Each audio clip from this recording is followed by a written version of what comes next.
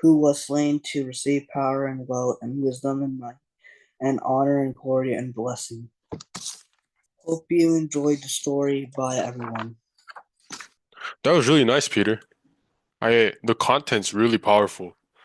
Um, I'd say for now, all you really need to do is just focus on really sending your message because your message is really powerful, but you need to deliver that message in a way that conveys what your message is really trying to say. So I really like the part where you talked about the resurrection of God's people. And that's a really powerful message, right? And you want to convey that emotion. So what I say, I want you to try to say it with like a really powerful voice because it's a really big event that's happening, right? And you need to mirror that in your speech. So you gotta like really sell it to people how big of an event this is. Could we get you to practice that right now? Just that one part of the speech. Creation and the resurrection of God and his people. So this part was a little bit better, but I need you to put more emotion, like put all your emotion into it because this is a very dramatic section right now.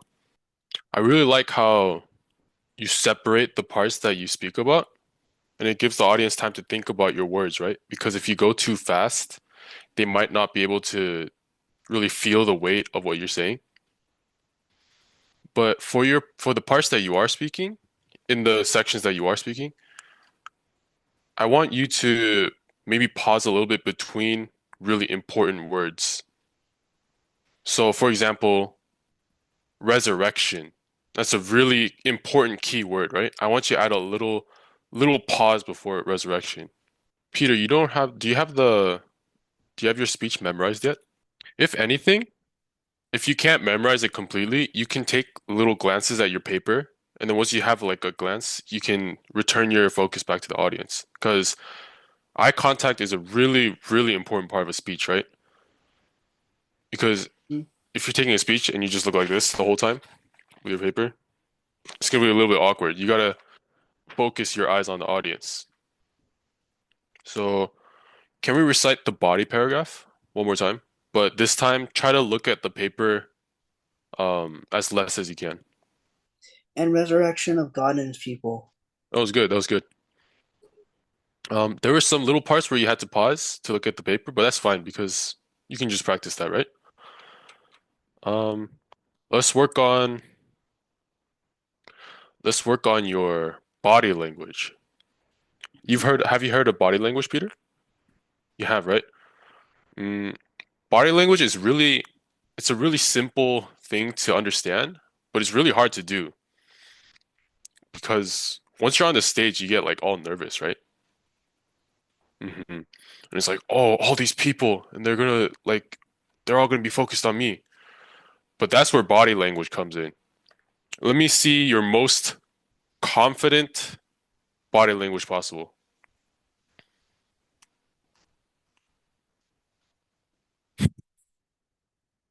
Okay, okay.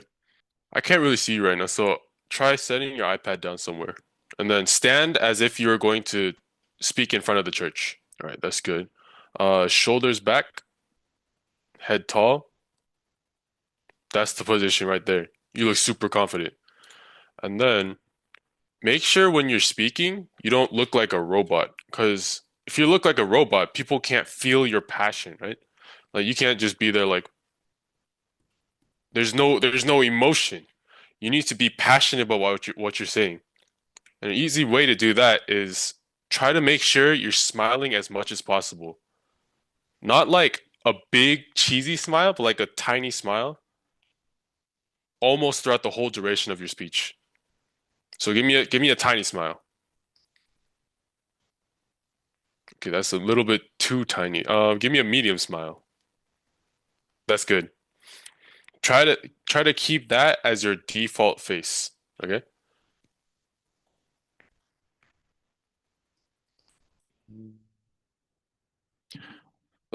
Can we try going back to your speech stance? Shoulders back, head tall, look forward. And then medium smile. That's good.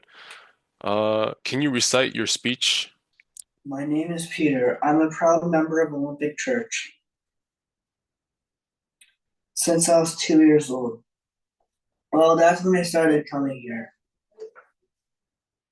Most of you already know that I'm a triplet.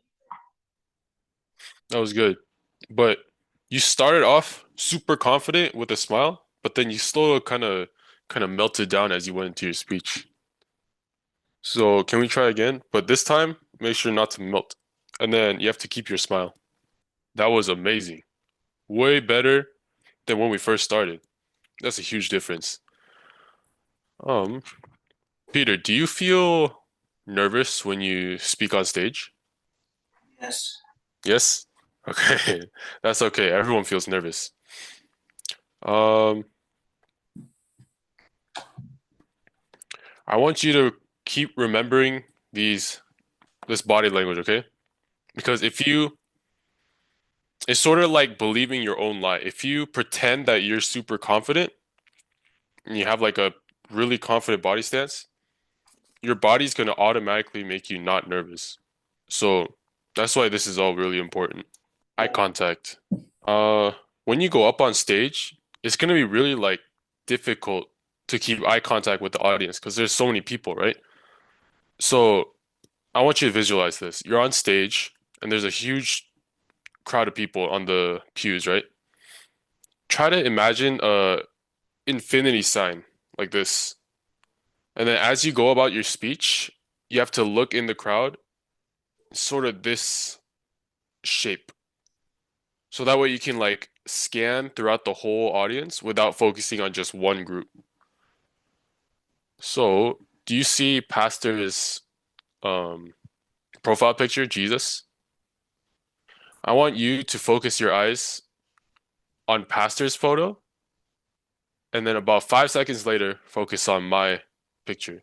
And you have to rotate between the two. That's going to help you practice averting your eye contact with the audience. I think so far, you've that's been it's been really good.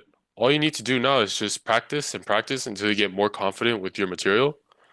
And eventually, I want you to look at the paper as least as you can. Because with the body paragraph, you said you were pretty confident in that. Mhm. You could spend more time focusing on the audience and they can see you better. So I want you to practice until you can get that confident with the introduction paragraph and then practice the body paragraph too. That was great, Peter.